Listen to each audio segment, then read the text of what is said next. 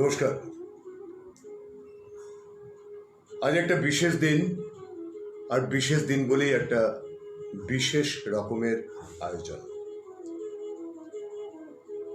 আজ একটা গল্প বলব। যদি প্রশ্ন করেন গল্প কাদের হয়, কেমন হয়, তাহলে উত্তরটা খুব স্পষ্ট। গল্প হয় সবসময় একটি নারী, একটি পুরুষ, একটি পরিবার, একটি সংসার, হয়তোবা কখনো একটা রাজ্য, কখনো একটা ইতিহাস, এই সব কিছুই তো হয়। তা যদি বলি শ্রাবণ মাসের আজকের এই একাদশীর দিনটা একটা বিশেষ গল্পের দিন, এমন একটা গল্পের দিন, এমন একটা ঘটনা আজকের দিনে ঘটেছিল যার প্রভাব আজও পর্যন্ত আমরা বহে নিয়ে চলেছি। তাহলে প্রতিদিন যেরকম রাত্রি 8টার সময় এসে আপনাদের গোটা বিশ্বের সংবাদ বলি, আজকে তার বদলে একটুখানি গল্পের দিকে যাই। সংবাদ তো শোনা যায়, সংবাদ অনেকে অন্যভাবেও পেয়ে যান, তাইও একটা সংবাদ। যদি বলি এ হচ্ছে অক্রূর সংবাদ, যদি কথা বলি যে এই দিনটি কয়েক হাজার বছর আগে কবে সেটা বলতে পারবো না, তবে কয়েক হাজার বছর আগে আজকের এই দিনটি কিন্তু নির্ধারণ করে দিয়েছিল কি হতে চলেছে ভারতের ইতিহাস। এমনকি আজ আমরা যেখানে পৌঁছেছি সেখানেও নির্ধারণ করে দিয়েছে কি হবে ভারতের ইতিহাস।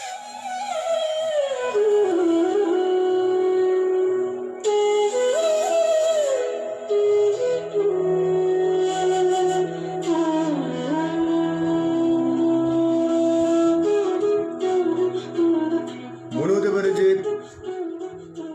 কি এমন ঘটেছিল, কি কি কি কি এমন ঘটেছিল, তাহলে তো গল্পটা শুনতে হবে। আর গল্পটা শুনতে গেলে প্রথমে যেতে হবে, একদম প্রথমে যেতে হবে অনেক অনেক অনেক অনেক অনেক অনেক হাজার বছর আগে। কবে তো বলতে পারবো না, তবে অনেক হাজার বছর আগে একটা সকালবেলা ভোর হয়েছে, গাছগুলোর মাথায় এসে পড়েছে নতুন সূর্যের আলো, কিন্তু নিচে তখনও অন্ধকার, রাতের ঘুম ভালো করে ভাঙেনি। এর মধ্যেই ভোর এসে গেছে, বাগানে শিশির ভেজা কুসুমকলি সবেমাত্র ফুটি ফুটি করছে, বাসা থেকে পাখিরা মুখ বার করে ভাবছে ডাকবে কি ডাকবে না, ডাকবে কি ডাকবে না।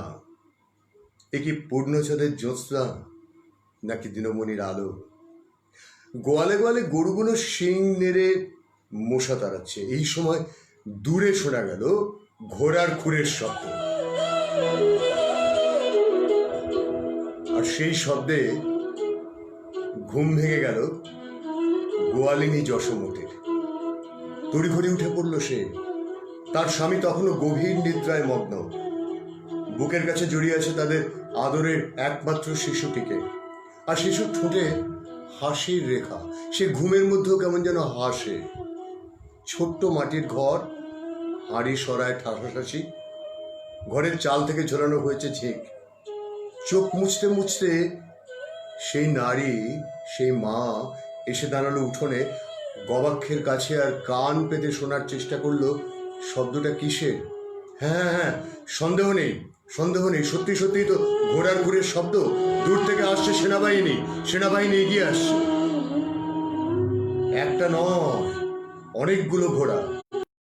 লক্ষ্মী মাতার মতন ব্যাকুল হয়ে সে গিয়ে তাড়াতাড়ি তার ছেলেকে কোলে তুলে নিয়ে স্বামীকে তাড়াতাড়ি ঘুম থেকে তোলার চেষ্টা করছে, কিন্তু স্বামীর তো কাল ঘুম, সে ঘুম ভাঙতে চায় না। তখন সে নিদ্রা দেবীকে বলছে, হে নিদ্রা দেবী, হে নিদ্রা দেবী, তোমার পায়ে পড়ি মাগো, তুমি আমার স্বামীকে কিছুক্ষণের জন্য ছেড়ে দাও, আবার রাত্রিবেলায় তুমি এসো, আবার রাত্রিবেলায় তুমি এসো, এখন তুমি ছেড়ে দাও আমার স্বামীকে কিছুক্ষণের জন্য। মাটির সরায় জল ছিল, তাই নিয়ে তার স্বামীর চোখে ছিটিয়ে মেরে ঘুম থেকে তুলল। ঘুম থেকে উঠে স্বামী বলছে, কি হয়েছে, কি হয়েছে, তুমি শুনতে পাচ্ছ না? তখন স্বামী লক্ষ্য করে দেখলো যে তার স্ত্রীর মুখখানা যেন মনে হচ্ছে সোনার থালায় করে রাখা আছে পরমান্ন, আর তাতে ধরেছে পিঁপড়ের শাড়ি। তার মুখে যেন উদ্বেগ। সে বলল, কি হয়েছে? বলে, কান পেতে শোনো। বলে, শুনতে পাচ্ছি। কি শুনতে পাচ্ছ? ঘোড়ার ঘুরের শব্দ। রাজার সৈন্য আসছে, আমাদের ছেলেকে ওরা কেড়ে নিয়ে যাবে। তাড়াতাড়ি তাড়াতাড়ি ওকে নিয়ে পালিয়ে যাও, পালিয়ে যাও, পালিয়ে যাও।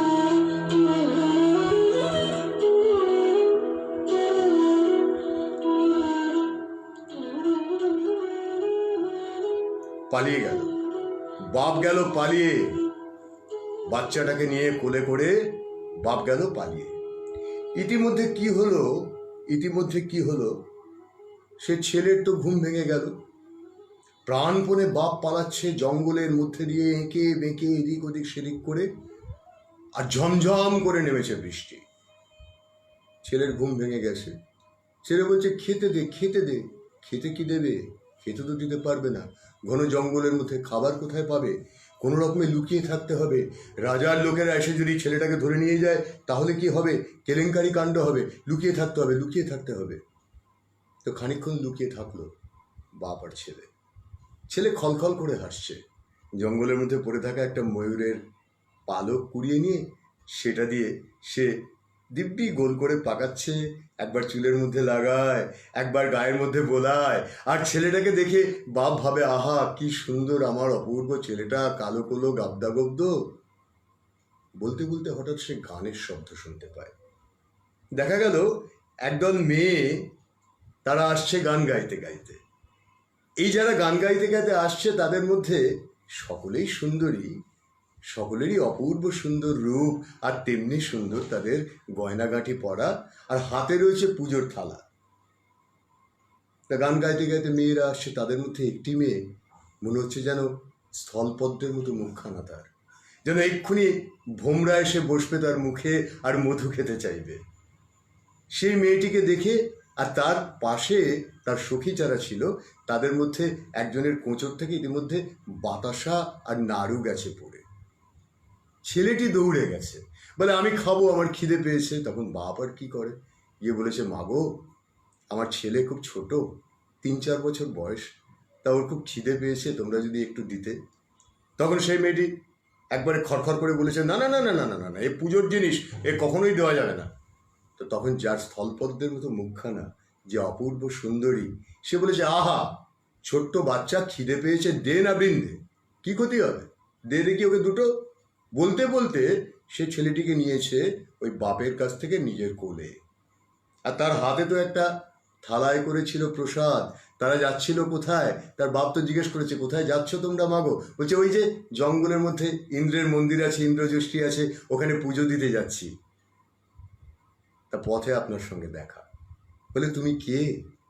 ততক্ষণে ছেলেটি তার ওই থালায় খাবলা মেরে খাবার দাবার যা ছিল পুজোর জিনিসপত্র সব খাবলা মেরে খাচ্ছে, আর খলখল খটখট করে হাসছে।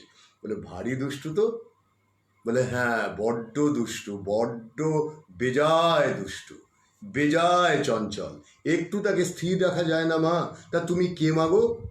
বলে, আমি হচ্ছি বৃষভানু রাজার ঝিয়ারি। বলে, বটে, তুমি বৃষভানু রাজার কন্যা, তুমি রাজকন্যা, তাই ভাবি এমন পথ আলো করা রূপ, তুমি রাজার মেয়ে, তাই তোমার এত অপূর্ব রূপ। তা মা, তোমার বাপের তো বিয়ে আমি দিয়েছিলুম। বলে, সে কি কথা, আপনি আমার বাপের বিয়ে দিয়েছিলেন? বলে, হ্যাঁ তোমার বাপের বিয়ে আমি দিয়েছিলুম, সে আজকের কথা নয়, বহুকাল আগেকার কথা। আমি গিয়েছিলুম বেড়াতে, কি না, তো বেড়াতে গিয়ে কি হলো, বেড়াতে গিয়ে সেখানে এক রাজার মেয়েকে দেখলুম, তোমার মা। তা আমার তো সাহস, আমি হচ্ছি নন্দ, গোপেদের প্রধান। তা আমি গিয়ে বললুম রাজাকে যে আমাদের গাঁয়ে একখানি ছেলে আছে, সেও রাজা, তবে আপনার মতো বড় রাজা নয়, তবে আপনি যদি চান তাহলে আমি সম্বন্ধ করতে পারি, বিয়ে হতে পারে। কিন্তু রাজা বললেন, বটে, হতে পারে নাকি, দেখো কপালের লিখন, বিয়ে কিন্তু হয়ে গেল তোমার বাপ আর মায়ের। আর সেই যে বিয়ে হয়ে গেল, তারপরে তুমি জন্মালে। তা মাগো, এই বনের এই জঙ্গলের নাম কি? বলে, জঙ্গলের নাম, এই জঙ্গলটাকে আমি তো বৃন্দাবন বলে জানি। বলে, আমাদের আভির পল্লীতে বড্ড বিপদ, সারাক্ষণ রাজার সৈন্যরা আসে আর এসে বারবার করে আমাদের উপর অত্যাচার করে, না জানি এতক্ষণে কি করেছে। এই যে দুরাচারী রাজা, যবে থেকে রাজা হয়েছে, এর বাপ যতদিন ছিল ভালো ছিল, যবে থেকে এ রাজা হয়েছে আমাদের বড্ড অত্যাচার করে। তা তোমাদের এই জঙ্গলে যদি আমরা এসে থাকি, আমরা যদি এখানে একখানা গোপপল্লী করি, তোমাদের আপত্তি নেই তো মা? বলছে আপনি আমার বাবার সঙ্গে কথা বলুন। বলতে বলতে অন্যান্য মেয়েরা বলছে, কি রে রাধা, তুই এতক্ষণ ধরে কেন বুড়োটার সঙ্গে বক বক বক বক করছিস? বুড়ো মানুষ কথা বলতে শুরু করলে থামে না, জানিস না বুঝি? চল চল চল চল, পুজোর সময় চলে যাচ্ছে, দেরি হয়ে যাচ্ছে। তো কথা থামিয়ে সেই ছোট্ট বাচ্চার গালে দুটো চুমু খেয়ে, তার কপালে একটা চুমু খেয়ে, তার মাথায় যে চূড়ো বাঁধা ছিল সেটা একটু নাড়িয়ে দিয়ে, বাপের কোলে ছেলেকে ফিরিয়ে দিয়ে রাধা মল ঝমঝমিয়ে চলে গেল ইন্দ্রজ্যেষ্ঠীর পুজো দিতে। আর এদিকে এদিকে গ্রামে গ্রামে ততক্ষণে কি হয়েছে? গ্রামে ততক্ষণে বহু কাণ্ড ঘটে গেছে। কংসের সেনাবাহিনী তারা খুঁজে বেড়াচ্ছে হচ্ছে একটি পুত্র সন্তানকে। 3 বছর ধরে খুঁজছে, খুঁজে কিন্তু পাচ্ছে না। সেই পুত্র সন্তান যে এই পুত্র সন্তান তা তো আর তারা জানে না, এরাও কিছু কেউ জানে না। এরা জানে আমাদেরই সন্তান, কিন্তু যেহেতু পুত্র সন্তান পেলেই তারা তাকে হত্যা করে, তরোয়ালের ওপর লোফালুফি করতে করতে নিয়ে যায়। তাই তারা এসে ঢুকেছিল, যশোমতীর ঘরেও ঢুকেছিল। ঢুকে যথারীতি যশোমতী চুপচাপ দরজার পাশে দাঁড়িয়ে কপাট ছেড়ে দিয়েছে। সে তো জানে আমি কিছু করতে পারবো না। সৈন্যরা ঢুকেছে, হাঁড়ি সরা ভাঙচুর করে, ক্ষীরের লাড়ু ছিল সেগুলোকে লোফালুফি করে খেতে খেতে হা হা করে হাসতে হাসতে বেরিয়ে গেছে। আর যাদের যাদের ঘরে তারা পেয়েছে সন্তান, পুত্র সন্তান, সব সব সব তুলে নিয়ে গেছে। কেননা রাজা, দুরাচারী স্বৈরাচারী রাজা কংস, তিনি দেখতে চান কোন পুত্রের মধ্যে কি লক্ষণ। তাকে ওই দৈববাণী হয়েছিল না, তোমাকে বদিবে যে গোকুলে বাড়িবে সে। গোকুলে বাড়িছে সে। তা গোকুল থেকে এবার এরা চলে এলো বৃষভানু রাজার আশ্রয়ে। চলে এলো কোথায় না, চলে এলো বৃন্দাবনে। এবারে একটু কাহিনীর কিছুদিন যেতে দিন। কি করা যায়? বৃষভানু রাজার আশ্রয় তো এলুম, কিন্তু রাজার সঙ্গে যদি একটা ভালো সম্পর্ক করা যায় তাহলে তো ব্যাপারটা ভালো হয়। ওই যে জঙ্গলের মধ্যে রাজার ঝিয়ারিকে দেখতে পেলেন নন্দ, তখনই নন্দের মনে মনে স্থির হয়ে গেল, এর বাপের যখন আমি বিয়ে দিয়েছি, এর বিয়েটাও আমি দেব। আমার হাতে একখানা ভালো পাত্র আছে, কালই গিয়ে রাজার কাছে বলতে হবে। মেয়ে তো যোগ্যী হয়ে উঠছে আস্তে আস্তে, বিয়ে এবার দেওয়াই যায়। হ্যাঁ, তখন রাধার এই ধরুন 11-12 বছর বয়স, মানে নওল কিশোরীও তখনও সে হয়নি। তো পরের দিনে নন্দ চলে গেল সোজা রাজার কাছে, গিয়ে বলে, দেখুন রাজামশাই, আমি একটা সম্বন্ধ করতে এসেছি। আপনার বিয়ে আমি দিয়েছিল, তা আপনি যদি অনুমতি দেন আমি তাহলে কথা বলি। আমার এমন পাত্র সন্ধানে আছে যে পাত্র আপনার কন্যার জন্য একেবারে যোগ্য পাত্র হবে। তো রাজা বলছেন, পাত্রের গোত্র কি, কুল কি, সেসব তো জানতে হয়। বলে, হ্যাঁ, গোত্রকুলে সে হয়তো আপনার সমকক্ষ না হতে পারে, তবে এটুকু বলতে পারি গোপেদের মধ্যে সে এখন প্রধান। তার ধন সম্পত্তি কিছু কম নয়, আর দিনে কালে সে করবে অনেক কিছু। আর সব থেকে বড় কথা, কালীর খুব বড় ভক্ত, শক্তি সাধনা করে সে। তার চেহারা ছবিও কিছু কম যায় না। বলে, বটে। রাজার মুখ তো গেল গোমরা হয়ে, রানীর মুখও তাই। রাজা বললেন, সন্ধে হয়ে গেল, আমার আহ্নিকের সময় হয়েছে, তুমি এখন যাও, ভেবে দেখব। তার মানে কি, প্রস্তাব ফিরিয়ে দিলেন রাজা। নন্দ কিন্তু আশা ছাড়লে না, সে লেগে রইল। আর কয়েকদিনের মধ্যে তার বাড়িতে এসে উপস্থিত হলো আয়ান। এসে বললো, এই কি ব্যাপার বলো তো কাকা, তুমি কি পেয়েছো, কি ব্যাপারটি? আমি কোথায় নিজের কাজকর্ম বিষয়কর্ম নিয়ে আছি, আর তুমি আমার বিয়ে দিতে চাও? তোমার খেয়ে দিয়ে কাজ নেই? বলছে, ওরে শোন, আমরা কংসের অত্যাচারে অতিষ্ঠ হয়ে এই বৃন্দাবনে থাকতে এসেছি। আমাদের গোকুল ছেড়ে আসতে হলো। এখন যদি রাজার সঙ্গে একটা সম্বন্ধ করি, তুই আমার সম্পর্কে কি হোস, সম্পর্কে তুই আমার ভাগ্নে হোস, তা যদি আমরা সম্বন্ধ করি, সম্পর্কে তুই আমার শ্যালক হোস, কারণ সে হচ্ছে আপনার এই এই যশোমতির মানে খুড়তুতো ভাই আয়ান ঘোষ। তুই যদি একটা সম্বন্ধে রাজি হয়ে যাস, তাহলে ব্যাপারটা কি হবে জানিস? বলে কি হবে? বলে রাজার সঙ্গে সম্পর্কটা হবে, আমাদের এখানে নিরাপত্তার কোনো অভাব হবে না, কংসের সৈন্য আঘাত করতো আমাদের এখানে হামলা করতে এলে আমরা তাকে বাধা দিতে পারবো। তার থেকেও বড় কথা কি বল দেখি, রাজার ঘরে কন্যা, কি চারটিখানি কথা, আর সে মেয়েকে একবার দেখলে তুই চোখ ফেরাতে পারবি নি। তা আয়ান বলল, তুমি বড্ড বিপদে ফেলো কাকা, বড্ড বিপদে ফেলো তুমি, তোমার কাকা তো নয় দাদা, তুমি বড্ড বিপদে ফেলো, তুমি আমাকে বড্ড সমস্যায় ফেললে। দপদপ করে পা ফেলে বেরিয়ে যাচ্ছে আয়ান, দেখে কিনা উঠোনে ধুলোবালি মেখে খেলছে একটি কালো কালো ছেলে, আর তার পাশে পড়ে রয়েছে একটা বাঁশি। তা বললো, হ্যাঁ রে ছোকরা, তুই এর মধ্যে এত বড় হয়ে গেলি, তা বাঁশিটা কি করছিস? সে বলে, আমি তো বাঁশিটা বাজাতে পারি। বলে, কেমন পারিস দেখি, একটু বাজা দেখি, বাজা দেখি, বাজা দেখি, বাজা দেখি। তো সে বাঁশি বাজালো, বাঁশি বাজালো। আয়ান বলছে খানিকক্ষণ দাঁড়িয়ে, সে খুব বৈষয়িক লোক, এসব বাঁশি টাশির মধ্যে সে থাকে না। তো খানিকক্ষণ শুনেছে, শুনে মুগ্ধ হয়ে গেছে। মুগ্ধ হয়ে গিয়ে বলছে, বাহ, তোমার ছেলেটা তো বেশ ভালো বাঁশি বাজাতে শিখেছে, শিখলো কোত্থেকে? বলে, কি জানি, ওই শ্মশানের ধারে এক সাধু এসছে, তার কাছে গিয়ে এসে বাঁশি শেখে।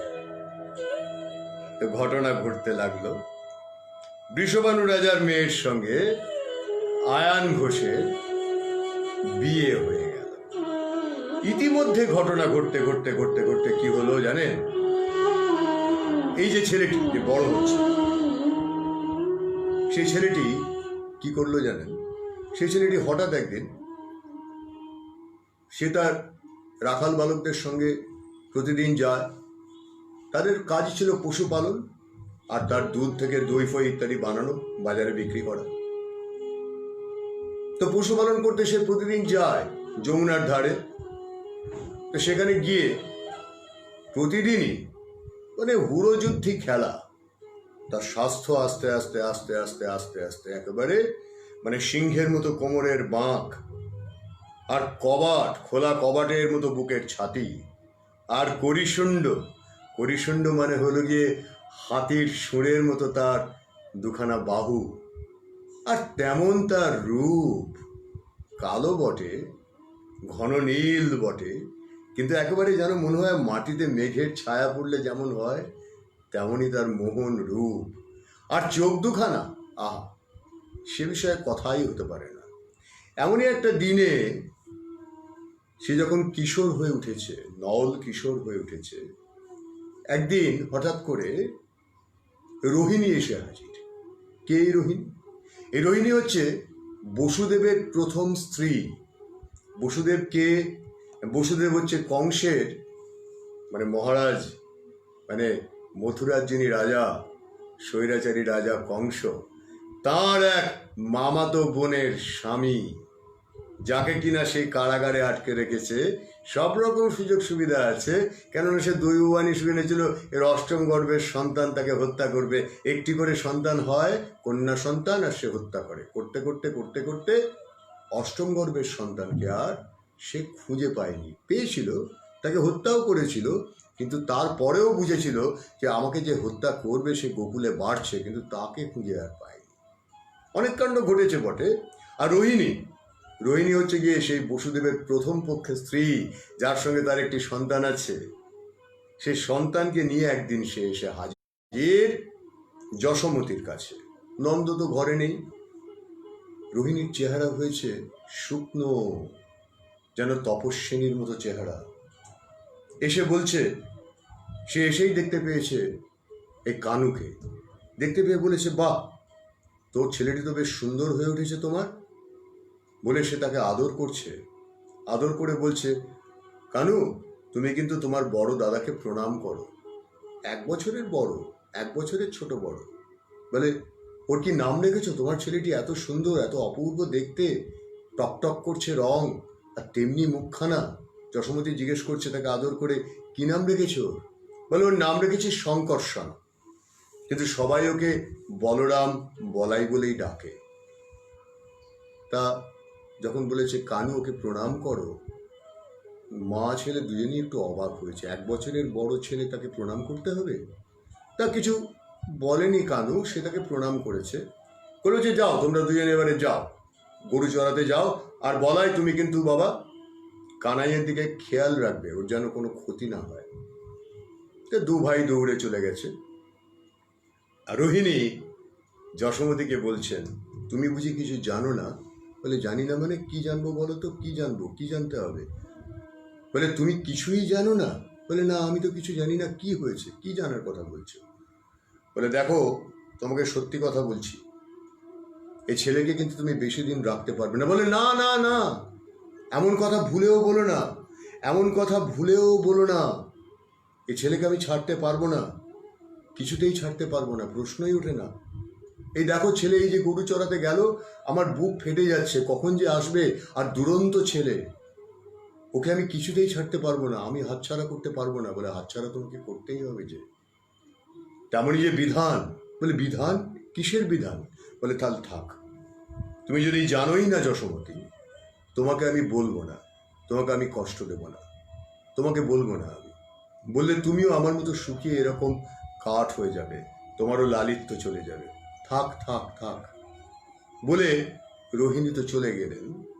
আর এদিকে গরু চড়াতে গিয়ে কানাই আর বলাই, তারা দুজনে, কানাই বলল দেখ তোদের দলের কিন্তু আমি সর্দার। ছেলেরা বললো কেন মেনে নেবো কেন, তুমি যে সর্দার তা মেনে নেবো কেন? মেনে নেওয়ার তো কোনো প্রশ্ন নেই। বিশেষ করে মধুমঙ্গল, সে তো খুব আপত্তি করলো, বললো না না, তুমি সর্দার হবে কি করে? বলে ঠিক আছে, ভালো কথা, এই কদম গাছটা দেখতে পাচ্ছ সবাই? হ্যাঁ দেখতে পাচ্ছি। এর একদম ওপরে চড়তে হবে, ওপর থেকে চড়ে যে লাফ মারতে পারবে সে সর্দার। ঠিক আছে, ভালো কথা। সবাই মিলে হুড়মুড় করে গাছে উঠতে শুরু করলো। কানাই সবার আগে উঠে পড়লো, সব থেকে ওপরে উঠে পড়ে সবাইকে, এর মধ্যে যারা উঠছে, মধুমঙ্গলের গায়ে একটা পিঁপড়ের বাসা ভেঙে ছেড়ে দিল। আর সুদামকে এমন খিমচি দিল, সে বেচারা গাছ থেকে ধুরুম করে পড়ে গেল অর্ধেকটা উঠতে উঠতে। আর নিজে উঠলো চড়ায় একদম ওপরে। উঠে কি করলো, ওখান থেকে সবাই যখন বলছে ওরে তুই ওখান থেকে লাফ মারিস নি, পড়ে যাবি, তুই হাত পা ভেঙে যাবে, সঙ্গে সঙ্গে এক লাফ গাছপালা ডালপালা ভেঙে ধাম করে আছড়ে পড়লো মাটিতে। ভাগ্য ভালো বৃষ্টি পড়ে মাটি ছিল নরম, তাই তেমন চোট লাগেনি। সবার আগে বলাই গেছে ছুটে, জিজ্ঞেস করছে হ্যাঁ রে, হ্যাঁ তো তোমার লাগেনি তো কানাই? বলছে না না, আমার তেমন কিছুই লাগেনি। বলতে বলতেই বলে তাহলে আমি রাজা।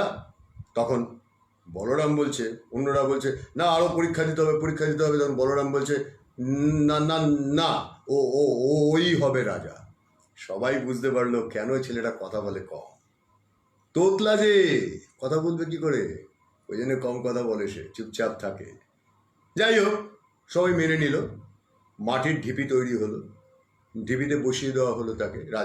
রাজা হলেই তো হলো না, মাথায় মুকুট চাই। বললো এমনি মুকুটে আমার হবে না, ময়ূরের পালক দিয়ে মুকুট তৈরি করে নিয়ে এসো। তো ময়ূরের পালক, অভাব তো নেই, প্রচুর ময়ূরের পালক দিয়ে তৈরি হলো মুকুট, তার মাথায় পরিয়ে দেওয়া হলো। হাতে ধরলো সে বাঁশি আর বলল প্রজারা তোমরা সবাই এবার যাও, রাজ্যের উত্তর দিকে দেখে এসো, সেখানে কোনো বিপদ আছে কিনা। সবাই দৌড়লো সেদিকে। আর সঙ্গে সঙ্গে সবারই খাবারের পুঁটুলিগুলো নিয়ে সাপটাতে শুরু করে দিল কানাই। কিছুক্ষণ পর তারা ফিরে এসে দেখে অর্ধেকটা খেয়ে ফেলেছে। বলে কি আমরা গেছি আর তুমি আমাদের খাবার খাচ্ছ? রাজা চিরকালই তাই করে, প্রজাদের থেকে ছিনিয়ে খায়। বলে তোরা একটু দেরি করতে পারলি না, তাহলে আমি বাকিটাও খেয়ে নিতুম। বলতে বলতেই ঊর্ধ্বশ্বাসে ছুটে এসেছে মধুমঙ্গল। বলে শত্রু। কিরকম শত্রু? না গাধা, বুনো গাধার দল আক্রমণ করেছে। তাড়াতাড়ি করে গিয়ে সে বুনো গাধাদের সঙ্গে লড়াই শুরু হয়ে গেল। বলরাম বলল কাউকে যেতে হবে না, আমি একা যাচ্ছি। গেল সে। কিছুক্ষণের মধ্যে একটা গাধাকে, অত বড় একটা প্রাণী, 2 হাতে করে মাথার ওপর তুলে ঘোরাতে ছুঁড়ে ফেলে দিল যমুনার জলে। সবাই তো হতভম্ব, কি গায়ের জোর। লড়াই সেদিনকার মতো শেষ হলো। তার দলটি বেড়ে উঠতে শুরু করলো। এরকম একদিনের মধ্যে কানাইকে নিয়ে মা গেছে রোহিণীর কাছে। কানাইতে যেতে পারেনি গোঠে, ফিরে এসে দেখছে কেলেঙ্কারি কাণ্ড। সবাই বুক চাপড়ে কাঁদছে। বলে কি হয়েছে? বলে আমাদের প্রিয় যে শ্যামলী গাইটা, তাকে নিয়ে গেছে একটা সাপ। বলে সাপ? বলে যমুনায় এত জল থাকতে সে কেন যে কালীদহে জল খেতে গেছিল কে জানে। আর সঙ্গে সঙ্গে মস্ত বড় একবারে তাল গাছের গুঁড়ির মতো মোটা, তার কোদালের মতো দাঁত, সেই সাপটা তুলে নিয়ে চলে গেছে আমাদের শ্যামলীকে। বলে আজ আমি সাপটাকে মেরে ছাড়বো। বলে ওরে তুই যাস না, ওরে তুই যাস না, ওরে তুই পারবি না, ওর মস্ত শক্তি। বলে আমি জানি জলের সাপেদের বিষ থাকে না, আমি তাকে মারবই মারবো। বলতে বলতে সে কালীদহের পাড়ে গিয়ে একটা মস্ত উঁচু তমাল গাছের ওপর থেকে চড়ে এক লাফে দহের মাঝখানে মারলো ঝাঁপ।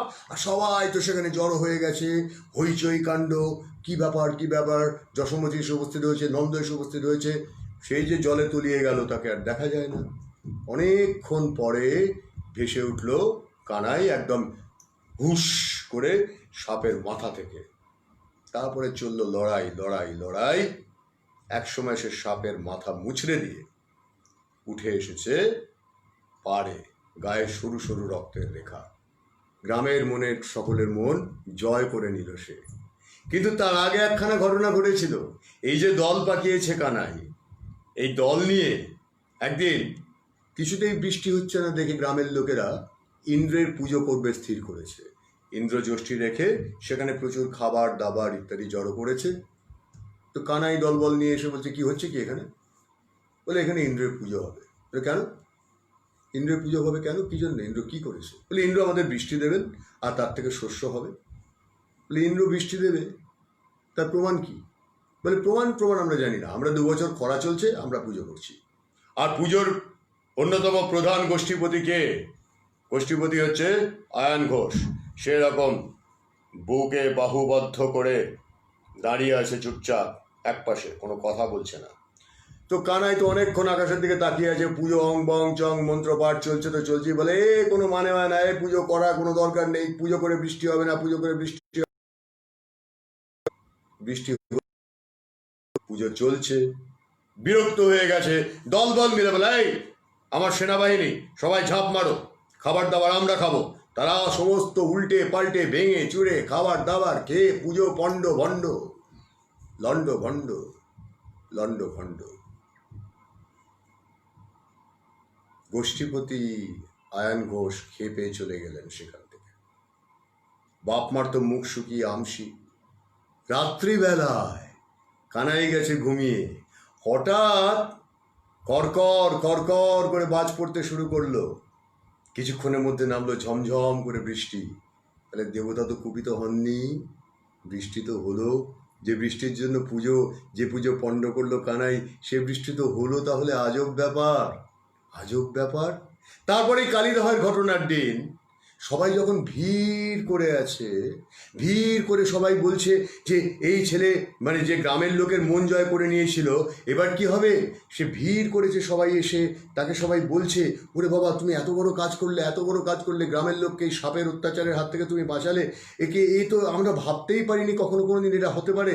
কিন্তু সেটা হয়েছে তো, হয়েছে তো। কিন্তু যখন এত লোক চারপাশে রয়েছে, সে এত লোকের মধ্যে কানাইয়ের চোখ গিয়ে পড়েছে একজনের উপর। তাকে নিয়ে যখন সবাই কাঁধে করে নিয়ে চলে যাচ্ছে, তখন তার চোখ গিয়ে পড়েছে একজনের ওপর।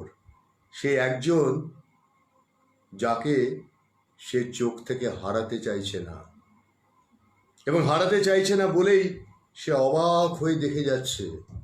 তাকে নিয়ে যে এত মাতামাতি তার লক্ষ্য নেই।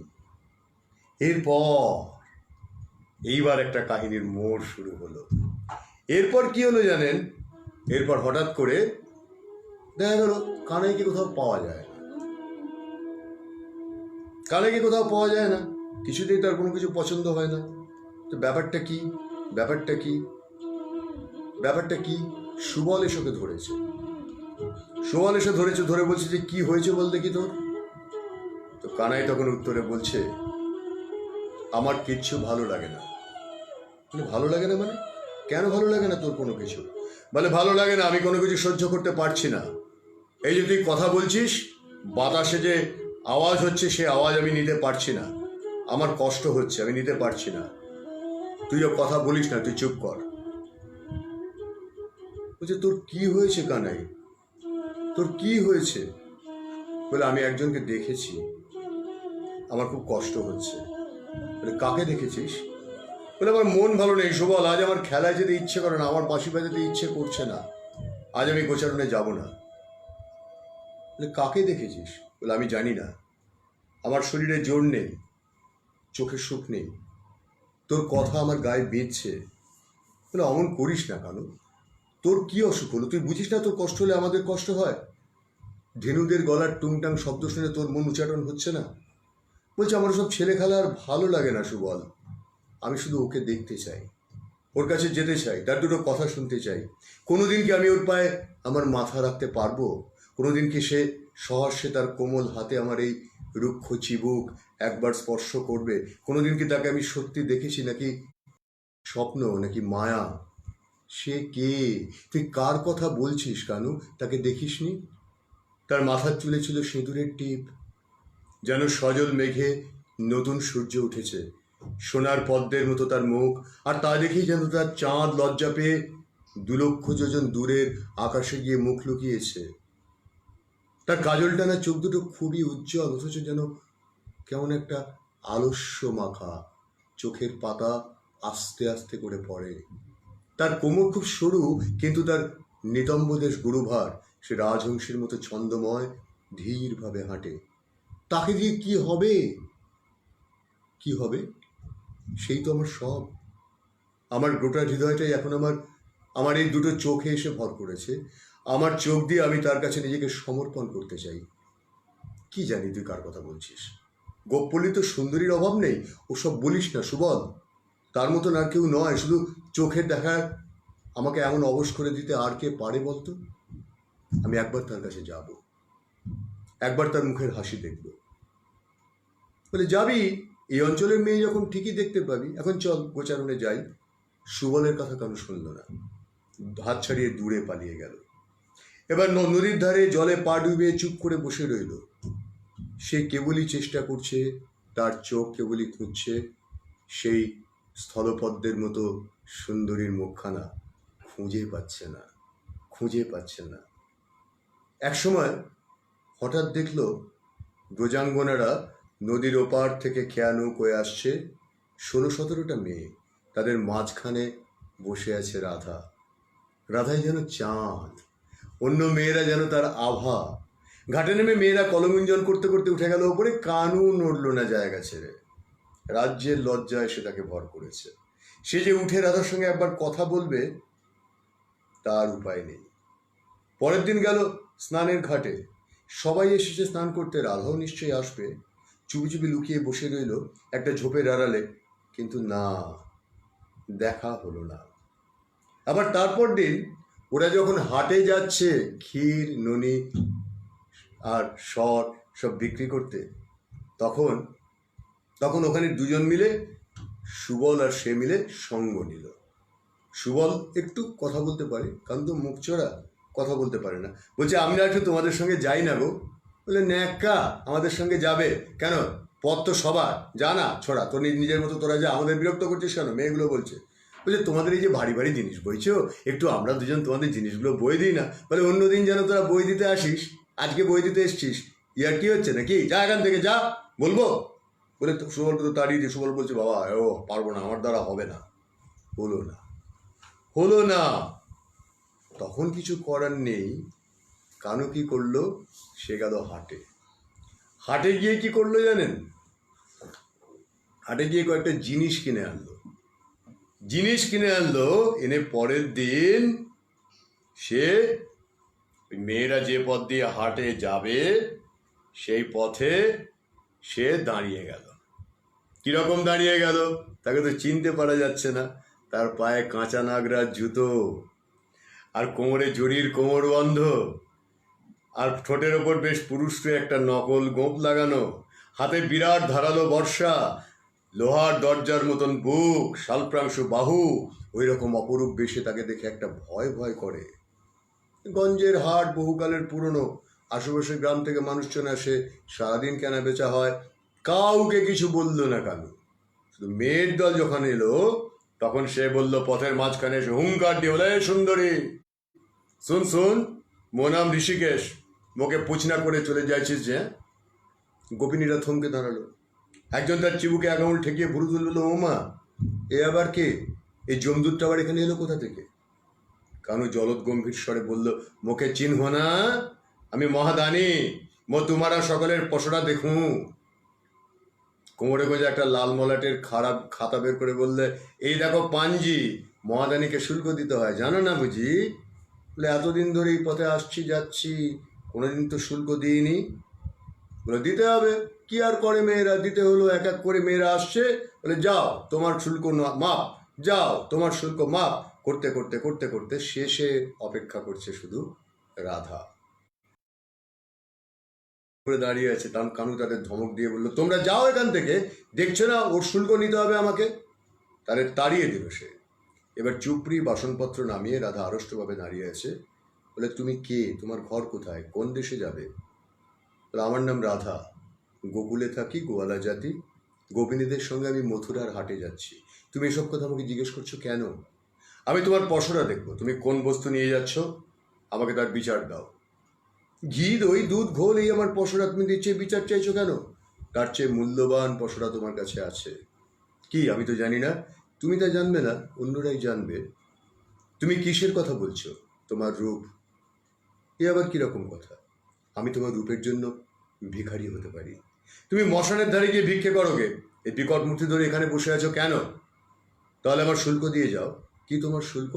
প্রতি ভাণ্ডে 16 পণ মহাদান দিয়ে তবে হাটে যাও। বলে, বিস্তর কথা শুনেছি, এমন কথা কখনো শুনিনি, দেব না। বলে রাধা তার যা কিছু পসরা ছিল সব উল্টে ফেলে দিল, দিয়ে বলল, হয়ে হলো তো, শেষ, কিছু নেই, এবার আমার কি নেবে বলো? কানু দেখলো এভাবেও তো হলো না। এবার দুদিন পরে মেয়েরা যখন নদী পার করবে, যমুনার ওপারে যাবে, তারা দেখে গিয়ে যে বুড়ো মাঝি প্রতিদিন থাকে সে মাঝি নেই। সেই মাঝির জায়গায় কে রয়েছে? একটা কালো মতো ছোকরা, তার মুখটা একটা কাপড় দিয়ে জড়ানো, আর সেই ছোকরার সঙ্গে একটা এমন একটা ছোট্ট নাও, যে নাওটা বড় নাও নয়, তাতে এতগুলো মেয়ের জায়গাও হবে না। বলে, এ আবার কি মাঝির ছিরি, আমাদের সে মাঝি গেল কোথায়? তো নবীন মাঝি বলল, বড় মাঝির উদুরি হয়েছে, সে আজ আর আসবে না, যেতে হয়তো জলদি করো, আমার 1 কাউন করে পণ আগে থেকে কই দিলাম। এই তো ভাঙা নৌকো, তার আবার 1 কাউন করে পণ। বলে, ভাঙা নাও দেখেছ, কর্ণধারের গুণ তো আর দেখনি? এক গোপিনী আরেকজনকে বললে, কি জানি বাবু, কেল্টে ছোড়ার নৌকোয় উঠতে আমার ভয় করছে, শেষে ডুবিয়ে মারবে কিনা কে জানে। অন্য গোপিনী রঙ্গ করে উত্তর দিলে, এর জন্য কেউ আবার ইচ্ছে করে ডুবে না মরে। নতুন কর্ণধারের মোহন রূপটি দেখেছিস? বুড়ো মাঝি ছিল বলে আমাদের ওনারা এতকাল ভরসা করে ছেড়ে দিয়েছে। যাই হোক, কানু বলল, আর দেরি করা যাবে না, নাও এখনই ছাড়বে। বলতে বলতে বলে সবাই উঠতেই যাচ্ছে। বলে, দাঁড়াও দাঁড়াও দাঁড়াও, এতজন একসঙ্গে উঠলে নাও ডুবে যাবে, আমার ছোট্ট নাও দেখতে পাচ্ছ না? এই যে, বলে রাধার হাত ধরে টেনে সে নৌকোয় তুলে নিয়ে 1 লাথি মারলো পারে, আর নৌকো গেল গহীন গাঙের মাঝখানে। এই বলে রাধাকে যখন তুলে নিয়ে সে তো চলে গেল। আর অন্য মেয়েরা তো ততক্ষণে রাও রাও রাও রাও, করো কি করো কি করো কি করো কি করো কি করো কি, যা করার করা হয়ে গেছে ততক্ষণে। রাধা জিজ্ঞেস করলো, আমার তো তোমাকে চেনা লাগছে, তুমি তো কানাই, তুমি কালীদহে সেই সাপ মেরেছিলে না? তুমি কি করছো? তোমাকে একলা নিয়ে পালিয়ে যাচ্ছি। ছি, ও কথা বলে না, তুমি এরকম পাগলামি করছো কেন? আমি তো পাগল, কিন্তু তুমি তার জন্য দায়ী। তোমার সে কি কথা? আমি তোমার কি ক্ষতি করেছি? তুমি আমায় সর্বশান্ত করেছো। এখন তুমি ইচ্ছে করলে আবার আমায় ধনী করতে পারো। আমার সখীদের সঙ্গে হাটের পথে আসে যাই, কোনোদিন তো কারো পানে তাকাইনি, তুমি কেন আমায় দোষারোপ করছো? আমি তোমায় সর্বশান্ত করবো কেন? পাগলই বা করবো কেন? তুমি আমাকে পাগল করেছো কালীদহের পাড়ে। সেদিন তুমি কেন অমন করে চোখ দিয়ে হেসেছিলে? কেন তোমার এমন ভুবন আলো করা রূপ? তোমার যাওয়া আসার পথের ধারে আমি কতদিন দাঁড়িয়ে থেকেছি, তুমি একবারও ঘুরেও তাকাওনি আমার দিকে, যেন আমাকে দেখতেই পাও না। আসলে কিন্তু তুমি দেখতে পেতে। একদিন তুমি যমুনার ঘাটে যাচ্ছিলে, আমাকে দেখে কেশবন্ধনের ছলে কেন তুমি বাহু তুললে? সেও তো আমাকে পাগল করার জন্যেই। মুখ মোছার জন্য তুমি যেই তোমার বুকে রেশমি আঁচল খোঁচালে, অমনি আমি তোমার কুচো ভার দেখতে পেলাম। নদীতে জল তোলার সময় তুমি যেন জলের সঙ্গেই চুপি চুপি মধুরস বাক্য বলছিলে। এসব কি আমাকে পাগল করার জন্য নয়? রাধা তাড়াতাড়ি বলে উঠলো, না না না, তুমি তুমি তুমি ভুল বুঝেছ। তুমি প্রায় আমার পেছন পেছন আসছো, তাই তোমাকে অত কাছাকাছি দেখে আমি ভয় পেয়ে দ্রুত যেতে গেলাম, আর আমার আমার আঁচলটা, আমার কেশটা এলিয়ে গেল, তাই আমি চুল বেঁধেছিলাম। আমি ইচ্ছে করে করিনি, বিশ্বাস করো, ইচ্ছে করে করিনি। আর বাতাসে আমার বুকের আঁচল খসে গিয়েছিল। আর দৈবাত সেই সময় তুমি তাকিয়েছিলে। আমাকে দেখে যদি তোমার মন বিচলিত হয়, তবে তোমার বেঁচে থাকাই উচিত নয়। আমি কি তবে আজ থেকে স্বেচ্ছাবন্দী হয়ে থাকবো? তুমি কি তাই চাও? কিন্তু সেই সময় তোমার চোখ দুটিও কিন্তু তরল হয়েছিল। চোখ তরল হয়েছিল, সে তো ভয় আর লজ্জায়। নিশ্চয়ই। কানু, তুমি এসব কি বলছো? আমি যমুনার জলের সঙ্গে তো মধুরসপূর্ণ কথা বলতেই পারি, কিন্তু তোমার সঙ্গে তা বলবো কেন? তোমার জন্য এখন আমি ভয় পাচ্ছি। যাকে আপদে পায় সে নিজেকে চিনতে পারে না। তুমি মতিচ্ছন্ন হয়তো পাগল হয়েছো। তা যদি সত্যও হও, তবু এখন আমাকে আবার সুস্থ করে তোলার উপায় তোমার কাছে আছে। কি উপায়? কেন, তোমার আলিঙ্গন? লজ্জায় রাধার মুখ কালো লাল হয়ে গেল, যেন মনে হলো যেন কুমকুম মাখানো স্থল কমল। সে কানুর দিকে ভালো করে তাকাতে পারল না। দেখো, তুমি যদি এখনই আমাকে আলিঙ্গন না দাও, এই দেখো বৃষ্টি আসছে, ঝড় উঠবে, নাও কিন্তু ডুবে যাবে। নাওয় ফুটো আছে। বলে, নাও ডুবে যাবে? সে কি কথা? নাও ডুবে গেলে আমি তো ডুবে যাব। বলে, না, নাও যদি একটু হালকা করো তাহলে না ডুবতেও পারে। বলে, কি করে হালকা করবো? কেন, তোমার এই চুপড়ি টুপড়িগুলো ফেলে দাও। রাধা এক এক করে ফেলতে শুরু করলো। কানুর খলখল করে হাসতে হাসতে ফেলতে শুরু করলো। বলে, এবার? বলে, এখনো আছে অনেক, এরকম অনেক ভার আছে। বলে, কি ভার? তোমার এত অলংকার, তোমার শরীরে এত বড় বড় অলংকার পড়ে আছো, কোমরে, গলায়, হাতে, পায়ে, সব খুলে ফেলে দাও। তো রাধা কি আর করে, এক এক করে সব অলংকার জলে ফেলে দিল। নারীর মন অলংকার ফেলতে কি আর চায়? তবু ফেলে দিল। প্রাণ বাঁচাতে হবে তো। বলে, এখনো এরকম হচ্ছে কেন? নৌকা এখনো টলমল করছে কেন? নৌকো তো ডুবে যাবেই। বলতে বলতেই কানু পায়ের ধাক্কায় নৌকো দিল উল্টে। তারপর দেখা গেল যমুনার কালো জলে ওই কালো রঙের কানুর বুকের ওপর সুন্দরী রাজবংশীর মতো যেন রাধা লেপ্টে রয়েছে, আর মহা আনন্দে ভেসে যাচ্ছে তারা। এই দৃশ্যের পর এই শুরু হলো। এই দৃশ্যের পর রাধা যখন ঘরে ফিরছে, ঘরে ফেরার পথে কি হচ্ছে? ঘরে ফেরার পথে তার ননদিনী তাকে ধরেছে। হ্যাঁ রে, সব মেয়েরা ফিরে চলে এসছে, তুই দেরি করে এলি কেন? তোর এত দেরি হলো কেন? কি হয়েছিল? বলে, না, আমাকে চোরে ধরেছিল। চোর? কোথায় চোর বলতো? না না না, ডাকাত। ডাকাত? দাদাকে বলছি এখনই ব্যবস্থা নেবে।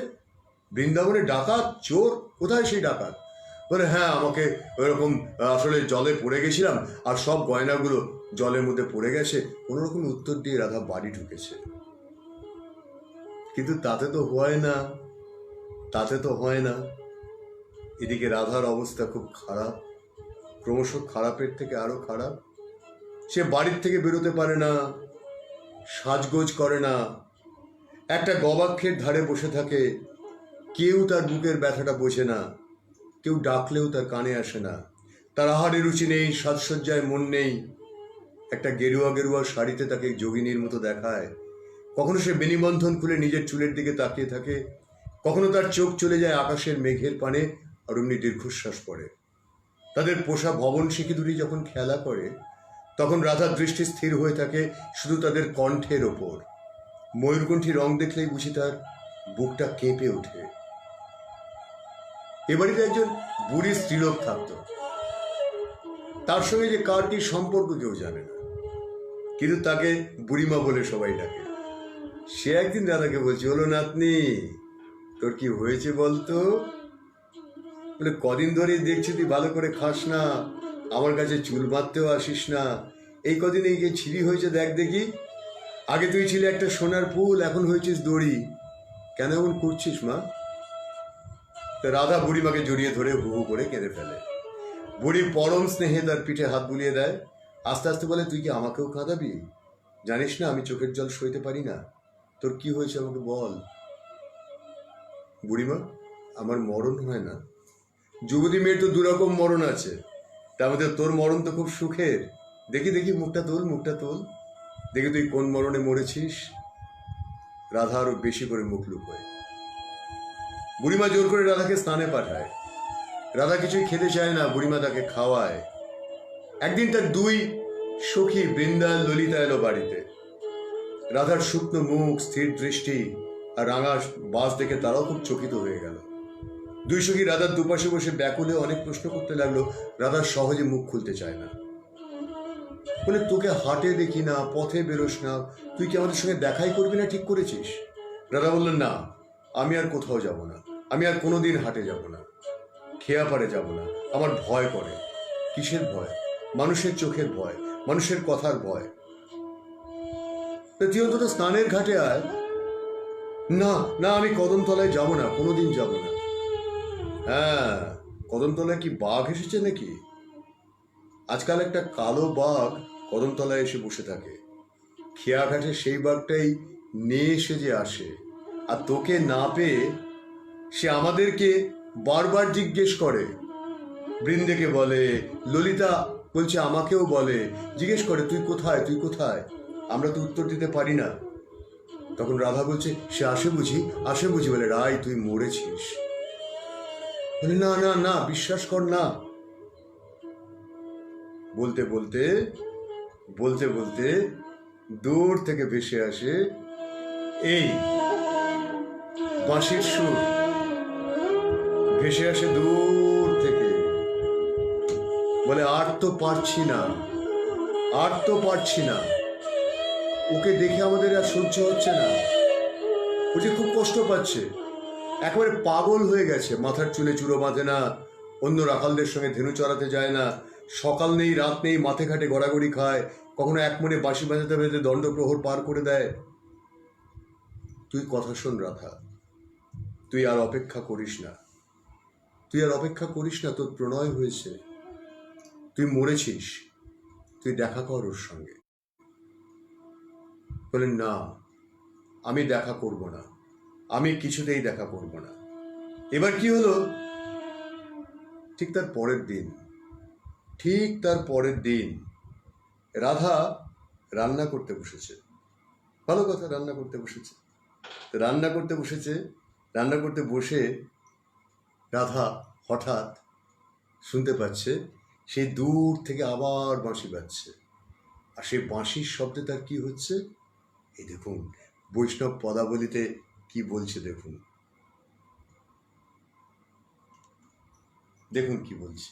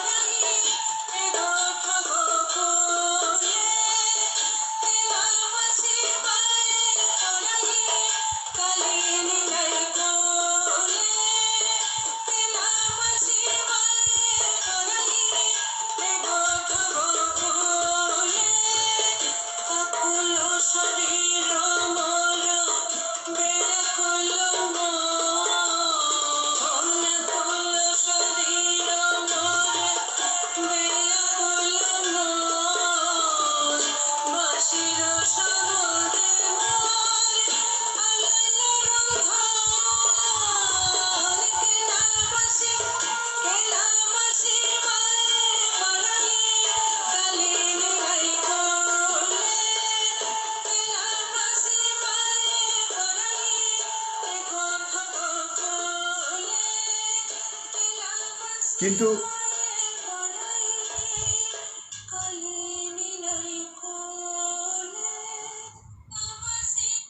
বৈষ্ণব পদকর্তারা এই কথাগুলো বলছেন কেন?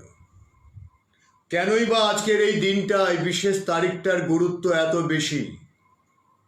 যখন রাধার এই মনের অবস্থা, তখন রাত্রিবেলায় তিনি বিছানায় শুয়ে আছেন, চৈত্র মাস। আয়ন ঘোষ এসে ঘুমন্ত স্ত্রীর দিকে তাকাচ্ছেন, তাকিয়ে দেখছেন অপূর্ব সুন্দর মুখ শুকিয়ে গেছে, পাণ্ডুর চাঁদের রেখা এসে পড়েছে, ক্ষীণ চাঁদের আলো এসে পড়েছে তার মুখে, সূক্ষ্ম নেতবস্ত্রের আঁচল মিশে গেছে সেই জ্যোৎস্নায়। ডান হাত বাড়িয়ে একবার আলতোভাবে স্ত্রীর ললাট স্পর্শ করছেন আয়ান। তারপর দীর্ঘশ্বাস ফেলে সে ঘর থেকে সে চলে যাচ্ছে নিজের ঘরে। কেন? তার শয্যা কেন পৃথক? ওই যে কালিনী নদীর তীরে কে বাঁশি বাজাচ্ছে বড়াই? এই গোকুলের গোঠে কে বাঁশি বাজাচ্ছে? আজ যে আমার শরীর আকুল, মন আকুল হয়ে গেছে।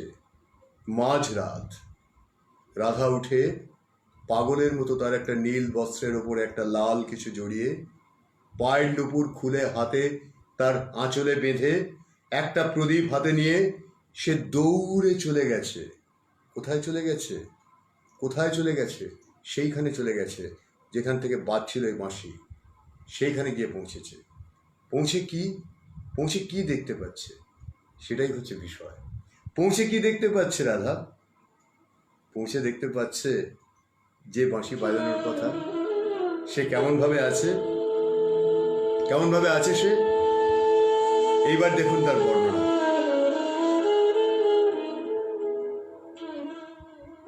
দেখতে পেল যে রূপের মদিরা পান করার মতো অপূর্ব সুন্দর তার রূপ।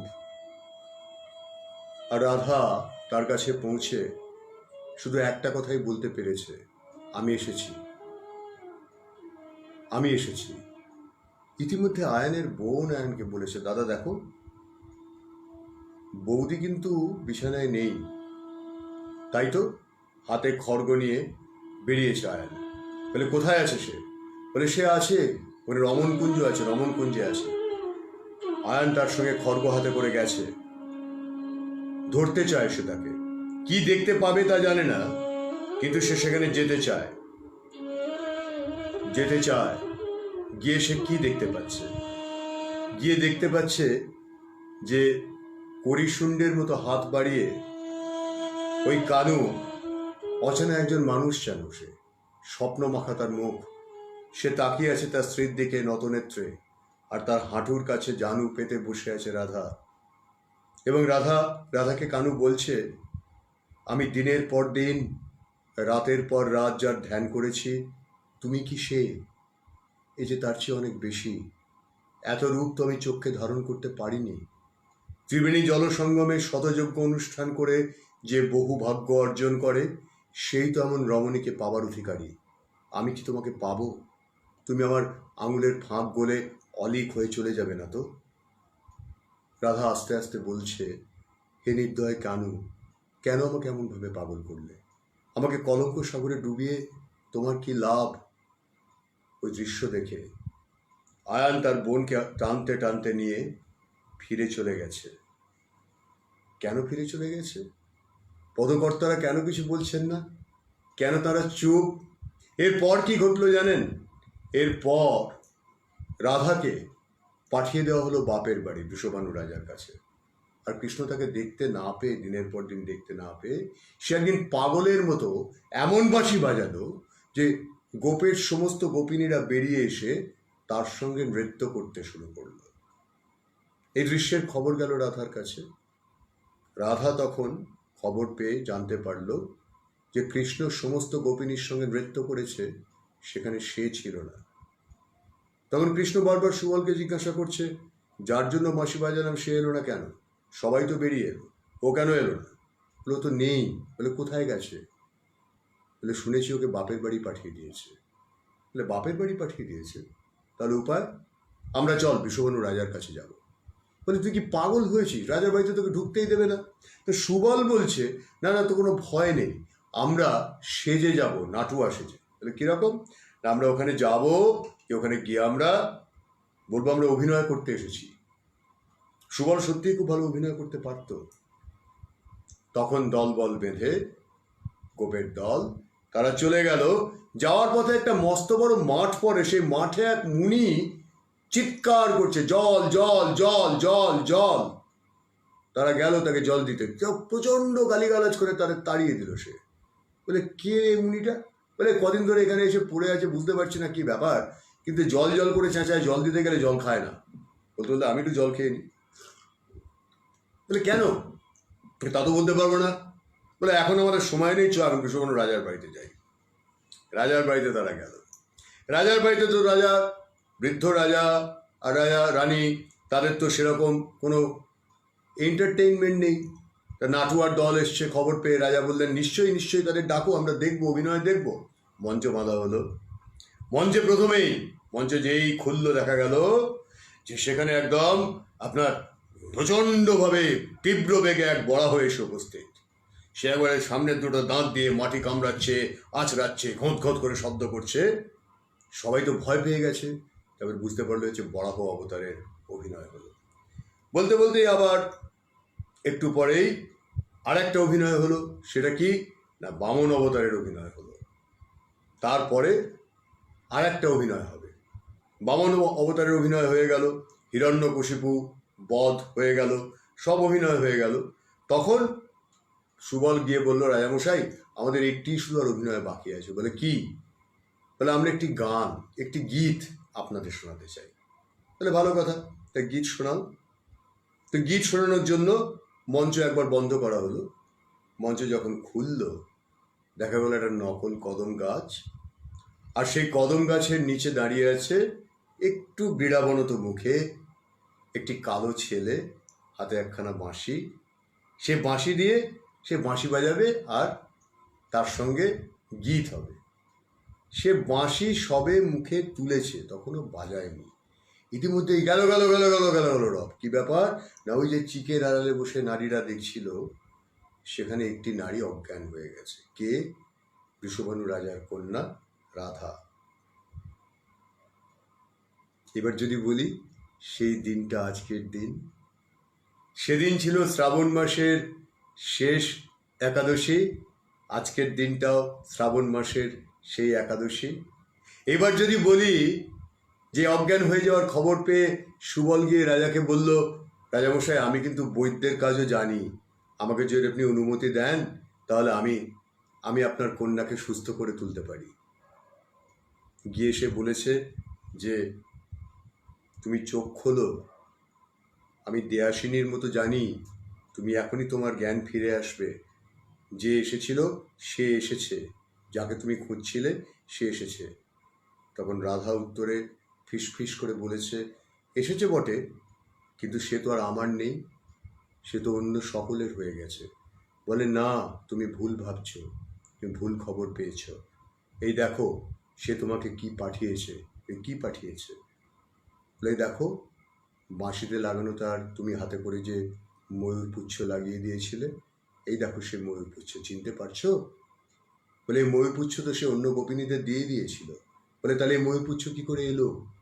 তোমার মাকড়ি তো তাতে লাগানো রয়েছে, তোমার কানের মাকড়ি, এই দেখো। রাধা দেখে চিনতে পেরেছে। চিনতে পেরে বলছে সে এখানে কেন এসেছে? শুধু আমার দুঃখ দিতে? সুবল বলছে শ্রীমতী তুমি নিজের দুঃখটা বড় করে দেখলে, তার দুঃখটা দেখলে না। জীবনটা বড় ছোট, আর যারা ভালোবাসে তাদের জীবন আরও তাড়াতাড়ি চলে যায়। আমাকে তো সে কালসীমার বাইরে ঠেলে দিয়েছিল। আমি জানি না কেন আমার গৃহের দ্বার বন্ধ হয়ে গেল, সে কেন দ্বার ভেঙে আসেনি। আমি জানি না কেন গোকুল থেকে আমাকে এখানে আনা হলো, সে কেন আমার পথ রোধ করলো না। তোমার একদিনের অদর্শনেই যার কাছে দুনিয়া অন্ধকার হয়ে গিয়েছিল, সে তো আর কিছুই দেখতে পায়নি। তোমরা দুজনেই অভিমানী, ভালোবাসায় এমন অভিমানের জন্ম দেয়। সে কি আর কোনোদিন আমার কাছে আসবে? তোমার কাছেই তো এসেছে। রাধা ধর্ম করে উঠে বসেছে, বলে আমি যাব বলে কোথায় যাবে? ওর কাছে যাব। সুবল তাকে বাধা দিয়ে বলে এখন না, না, এখানে তোমাদের দেখা হলে লোকনিন্দা হবে। তুমি তোমার গলার মালা থেকে একটি ফুল ছিঁড়ে দাও। আজ থেকে দুদিন বাদে পূর্ণিমা, সেই পূর্ণিমার রাতে তুমি যমুনার ধারে তমালের নিচে এসো, সে আসবে। তুমি সংকেতের জন্য একটা ছোট্ট দ্বীপ জেলে রেখো। আমার সমস্ত দ্বীপ আর কেউ দেখবে না, শুধু সে দেখবে। রাত্রিবেলা রাজবাড়িতে ভুড়ি ভোজ খেয়ে ছেলের দল তো ফিরছে। ফেরার পথে মাঠে সেই মুনির সঙ্গে আবার দেখা। সে মুনি আবার চিৎকার করে বলছে জল দে জল দে জল দে জল দে। তখন কানু বলছে আমাদের তো মনে এখন আনন্দ আছে, আমাকে একটু জল ওকে দিতেই দে না। বলে ওরে যাস নি, ওকে কামড়ে দেবে। বলে না, আমি ওকে জল দেবই। জলের পাত্র নিয়ে কানু গেছে তার কাছে। যেই গেছে সে ছটফটানি বন্ধ করে রক্তবর্ণ চোখে তার দিকে তাকিয়ে বলে, আমাকে ছবি না, তাহলে সব দেব। বলে, আপনার কাছে না এলে আপনাকে জল পান করাবো কি করে? ছবি না, আমাকে দূর হয়ে যাও, অভিশাপ দেবো। কিন্তু আপনাকে জল না খাইয়ে আমি তো যাব না। আপনি চিৎকার করে জল চাইছেন, অভিশাপ দেবেন কিনা আপনার ব্যাপার, জল আমি আপনাকে খাওয়াবো। জলের পাত্রটি নিয়ে কানু বৃদ্ধের মুখের সামনে হাঁটু গেড়ে বসলো। ছবি না, আমাকে আগে তোর পরিচয় রে। আমি বৃন্দাবনের নন্দ ঘোষের নন্দন, আমার নাম কৃষ্ণ, আমি ধেনু পালক। তুই একটা মিথ্যুক, তোর হাতের জল খেলে আমি মহাপাতকী হব। কানু প্রথমটা অবাক হলো, লোকটা তাকে মিথ্যুক বলে কোন সাহসের মধ্যে, মিথ্যেটা কোথায়? তারপরে তার রাগ হলো, বৃদ্ধের এতটা বাড়াবাড়ি সহ্য করা যায় না। সে বলল, দেখো বুড়ো, যদি স্বেচ্ছায় জল খেতে চাও তো খাও, তাহলে আমি জোর করে এই জল তোমার চোয়াল ফাঁক করে মুখের মধ্যে ঢেলে দেবো, তোমার পাঁজা কোলা করে নিয়ে গিয়ে নদীতে ফেলে দেবো। বুদ্ধ এবার হাত তুলে কানুকে থামতে বলে নিজেই উঠে বসলেন। তারপরে একেবারে বদলে গিয়ে খুব শান্তভাবে বললেন, আমি 3 দিন ধরে এখানে শুয়ে চিৎকার করছি, এর মধ্যে কেউ আমাকে জোর করে জল পান করাতে আসেনি। আপনি অভিশাপের জন্য ভয় দেখাচ্ছিলেন কেন? তৃষ্ণার্তকে জলদান মানুষের কর্তব্য কিংবা করুণা, তা কতখানি প্রবল, অলিক ভীতির কাছে তা তুচ্ছ হয়ে যায়। আমি অভিশাপের ভয় দেখিয়েছিলাম, তাই কেউ আমার কাছে আসেনি। অধিকাংশ মানুষ আত্মরক্ষায় যত্নবান থাকে, নির্ভীকভাবে অপরের রক্ষার জন্য কাজ কজন পারে, 1 জন বা 2 জন। তুমি সেই নির্ভীক মানুষদের মধ্যে একজন। হঠাৎ করে বৃদ্ধের গলার এই পরিবর্তন দেখে কানু তো অবাক। বৃদ্ধ তখন মুচকি হেসে ভাণ্ডের সবটুকু জল তৃপ্তি করে পান করে বললেন, হে বাসুদেব, আমি তোমারই প্রতীক্ষায় এখানে ছিলাম। বলে, আপনি আমার সামনে এত বয়োবৃদ্ধ হয়ে হাত জোর করছেন কেন? বলে, আমি সান্দীপনী ঋষি, তোমারই জন্য আমি এসেছি। আপনি আমাকে বাসুদেব বলছেন কেন? আমার নাম তো ছি, এখনো তুমি নিজেকে চিনতে পারছো না? বলে, না, আমি তো নিজেকে চিনি না। আমি তো জানি আমি নন্দের দুলাল, যশোমতী আমার মা। বৃদ্ধ তখন অন্য ছেলেরা এগিয়ে এসে থেকে তাদের বললেন, তোমরা একটু সরে যাও, ওর সঙ্গে আমার আলাদা করে কথা আছে। তারা সব চলে গেলে সন্দীপনী মুনি কৃষ্ণের জানু স্পর্শ করে বললেন, তুমি আত্মবিস্মৃত, তুমি নিজের পরিচয় জানো না। হে বাসুদেব, তুমি পৃথিবীতে অনেক বড় কাজের জন্য জন্মেছ, সামান্য যোষিত সংসর্গে নিমজ্জিত হয়ে থাকা তোমায় মানায় না। কানু বলল, আপনি কি বলছেন? আমি এখনো বুঝতে পারছি না। বৎস, তুমি কৈশোর থেকে যৌবনে উত্তীর্ণ হয়েছ, তোমার বাবা মা কংসের কারাগারে পড়ছে, এবার তুমি তাদের উদ্ধার করে তোমার পুরুষকার প্রমাণ করো। আমার বাবা মা? আমি তো এই আজকে সকালবেলা দেখে এলাম, তারা তোমার বাবা মা নয়। নন্দ আর যশোদা তোমার পালক পিতামাতা মাত্র। তোমার মা রাজপুত্রী দেবকী, তোমার বাবা বিশিষ্ট গোষ্ঠী নেতা বসুদেব। তুমি ক্ষত্রিয়, তুমি গোপবালক নও। গোপবালকের ছদ্মবেশ ছেড়ে এবার বাইরে এসো। কানু তো অবাক। নন্দ যশোমতী তার বাবা মা নয়, এ কথা কেউ এতদিন তাকে বলেনি। সে ঝিম মেরে বসে থাকল। শান্তিপনী উনি আবার বললেন, তোমার জন্ম রহস্য বিশেষ কেউ জানে না। তোমার জন্মরাত্রে তোমাকে কারাগার থেকে লুকিয়ে এনে গোকুলে যশোদার কোলের কাছে শুইয়ে রাখা হয়েছিল। যশোদা তখন ঘুমন্ত। তোমার মায়ের তুমি সন্তান হয়ে জন্মেছিলে, আর যশোদার একটি কন্যা সন্তান হয়েছিল। সেই কন্যা সন্তানকে হত্যা করেছে কংস। হে বাসুদেব, এবার তুমি সেই অত্যাচারের শোধ নাও, ধরণীকে পাপ মুক্ত করো। তুমি এখানে সামান্য নারী রূপে মোহে ভুলে আছো, কিন্তু পৃথিবীতে তোমার আরো অনেক বড় বড় কাজ আছে। আর কাল বিলম্ব করো না, তুমি মথুরায় চলো। রাজা কংসের এতদিন তোমার কথা টের পেয়ে গেছে, আর বেশি দেরি করা যাবে না। আত্মগোপন করে তুমি থাকতে পারবে না। আমাকে কি পালক পিতামাতাকে ছেড়ে যেতে হবে? তোমাকে আর অনেক কিছুই ছেড়ে যেতে হবে বসুদেব, কিন্তু এত স্নেহ, এত ভালোবাসা, স্নেহ, মায়া, ভালোবাসা, প্রেম, এসব তো তোমার জন্য নয়। তুমি যে নির্দিষ্ট, তুমি মহৎ কাজের জন্য নির্বাচিত। কেন তবু সবকিছু অস্বীকার করার শেষ চেষ্টায় বলল, আমি যদি না যাই, যদি কেউ আমাকে জোর করে নিয়ে যেতে পারবে? আমি এখনই এখানেই রাখাল হয়ে সুখে যদি থেকে যাই বাকি জীবনটা, রাত চক্রান্ত, হানাহানি এসবের মধ্যে যদি আমি নিজেকে না জড়াই, তার হবার উপায় নেই কানু। সেজন্যই মথুরা থেকে আমি এসেছি তোমায় বিশ্রাতি ভাঙাতে, তোমার অন্তরাত্মা জ্বালিয়ে দিতে। তুমি জোর করে এখানে থেকে যেতে পারো, কিন্তু সুখে আর কোনোদিন থাকবে না। ভেতরে তোমার দিকে দিকে আগুন জ্বলবে। তোমার পিতামাতার রয়েছেন কারাগারে বন্দী, রাজ রক্ত রয়েছে তোমার শরীরে, তোমার উপর একটা মহৎ কাজের ভার আছে। আর অনেকক্ষণ বসে থাকলো কানু। তারপর শান্তিপনি মুনি যুদ্ধবিদ্যা থেকে রাজ্য চালনা পর্যন্ত নানা বিষয়ে শ্লোক আর মন্ত্র শেখাতে লাগলেন কানুকে। তারপরে খুব দ্রুত দ্রুত ঘটতে থাকলো ঘটনা। কানু ফিরে চলে গেল বৃন্দাবনে। গিয়ে দেখে একটা বিশাল রথ তার বাড়ির দরজায় এসে দাঁড়িয়ে আছে, আর সেখানে আভূমি নত হয়ে তাকে বলছে, ও ক্রূর, বলছে আপনাকে নিতে রথ এসেছে, আপনাকে মহারাজ কংস স্মরণ করেছেন। অর্থাৎ অর্থাৎ খবর হয়ে গেছে। সুবলকে সে বলল, হ্যাঁ রে, তুই কি আমাকে সাজিয়ে দিবি? বলে, সাজিয়ে দেবো, তবে গোপ বালকের মতো নয়, রাজার মতো। রাজবেশ? অক্রূর বলল, হ্যাঁ, আমি এনেছি, আপনার জন্য এই রাজবেশ পাঠিয়েছেন মহারাজ কংস। সেই রাজবেশ ধারণ করে যশোমতী যশোদাকে প্রণাম করে কানু রথে উঠলেন।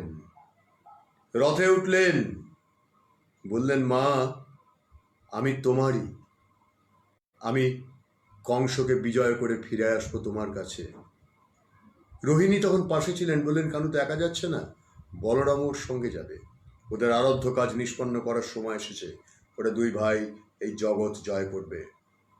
ধীর সুস্থির বলরাম কানুর কাছে এসে বলল, চল কানু, তুই আর আমি পাশাপাশি থাকলে বাপ্পা ভয় কিসের? পাগলা হাতিও আমাদের আটকাতে পারবে না। রথের অশ্বদূর অস্থির হয়ে মাটিতে পা ঠুকছে। অক্রূর আকাশের দিকে তাকে নির্ণয় করছে সময়। বেলা বেড়ে যাচ্ছে, অনেক দূরের পথ। কানু বুঝল আর দেরি করে লাভ নেই। সুবল কোথা থেকে যেন দৌড়ে এসে বলল, দাঁড়া, একটুখানি দাঁড়া। এই ময়ূর পালকের মুকুটটা যমুনার ধার থেকে তৈরি করে আমি তোর জন্য নিয়ে এসেছি, এটা মাথায় পড়ে যা। আর এই যে দেখ তরোয়াল, কোমরে ঝুলিয়ে নে তরোয়াল, মাথায় ময়ূর পালকের মুকুট। রাজবেশে কানু যশোমতীকে প্রণাম করে রথ ছেড়ে চলে গেল মথুরার দিকে। কানু আর আসেনি।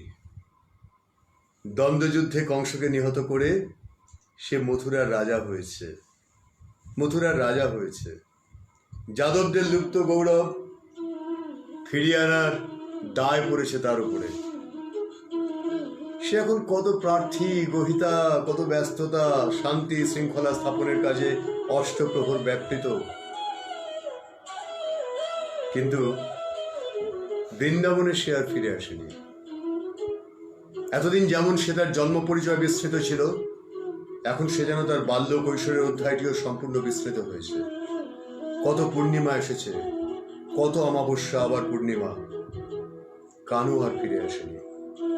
আকাশে দেখা দিয়েছে নবীন মেঘ, মাটিতে পড়েছে নীলবর্ণ ছায়া, তখনও কানু আসেনি। কদম গাছগুলো ফুলে ফুলে ছেয়ে গেছে, কানু আসেনি। একবার শুধুমাত্র সুবলকে রাধা পাঠিয়েছিল মথুরায়। তখন সুবলকে একটি ঘরে ডেকে নিয়ে গিয়ে কানু রাধাকে উত্তর দিয়েছিলেন। বলেছিলেন, মা যশোদার জন্য আমার প্রাণ কাঁদে, কিন্তু দেবকীকে কাঁদিয়ে আমি কি করে আবার ফিরে যাব? যশোদা তো আমাকে অনেকদিন পেয়েছেন, দেবকী তো আমাকে কোনোদিন পাননি। আর একজন যে একদিনও পায়নি, সে মায়ের কাছে থাকতে হবে। সুবল বলল, আর রাধা তার কি হবে কানু? সুবল, তোরা রাধাকে বলিস, আমি মন পবনে গগনে রেখেছি, এখন দশমী দুয়ারে কবাট। আমার মূল কমলে মধু পান করেছি, আমার ব্রহ্মজ্ঞান হয়েছে। তাই জ্ঞান বানে মদন বান ছিন্ন না করে আমি পারিনি। আমি অহর্নিশি যোগধ্যান করি, আমার দেহে আর বিকার নেই। তবু তোরা বলিস সেই সুন্দরের প্রতিমাকে আমি কখনো ভুলবো না। আমার আগে সে চিরকাল পূজা পাবে। কৃষ্ণের নাম আসবে পরে, রাধা আসবে প্রথমে।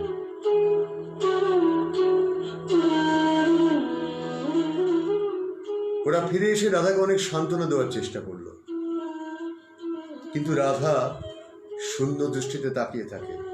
এখন আর সে কাঁদে না।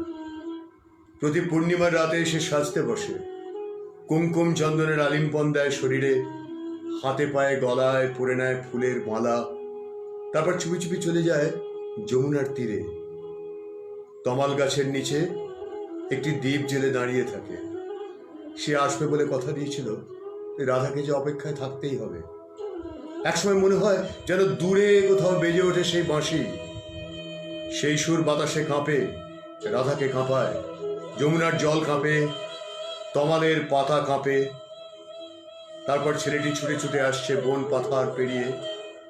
একসময় সে রাধার বুকের উপর ঝাঁপিয়ে পড়ে। তারপর হাসিতে, কান্নায়, আদরে, সোহাগে, মানে অভিমানে রাত ভোর হয়ে যায়। এ কানু রাধার একান্ত নিজস্ব কানু। এ তাকে ছেড়ে থাকবে কি করে? মথুরায় যে রাজত্ব করছে, সে রাজত্ব নিয়েই থাকুক। সে অন্য কৃষ্ণ, সে কিন্তু রাধার কেউ নয়।